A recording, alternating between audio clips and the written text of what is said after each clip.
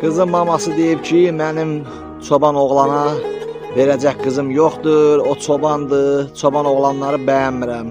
Mən də o qızın mamasına demək istəyirəm ki, bu çoban oğlanlar istəsin, bu qoyunun pulu ilə səni də alarlar, sənin qızı da alarlar. Səni belə 10 ildə saxlamağa bu çoban oğlanların da pulu var. Çoban olmaqlarına baxma, zəhmətkeş uşaqlar başqa şeydir. Yəni zəhmət çəkən oğlanları bəyənmək lazımdır. Bizi qurban olma Allaha, biz çoban ola bilərik. Ancaq Allah istəsə bizi el eləyər ki, biz milyoner olanlar. Şükür Allaha ki, biz bu çoban oğlanlar kiməsə ağız açan oğlanlar da deyir. Zəhmət çəkir, əziyyət çəkir. Düzdür, çobanları bəyənən olmasa da, düzdür, içindən Allah sevgisi olanlar bizi bəyənir. Yorumumuzu, video bəyənirlər, düzdür, paxıllardır, xainliklər eləyənlərdir, biz gözü götürməyənlərdir ki, istəmirlər ki, biz qalxaq.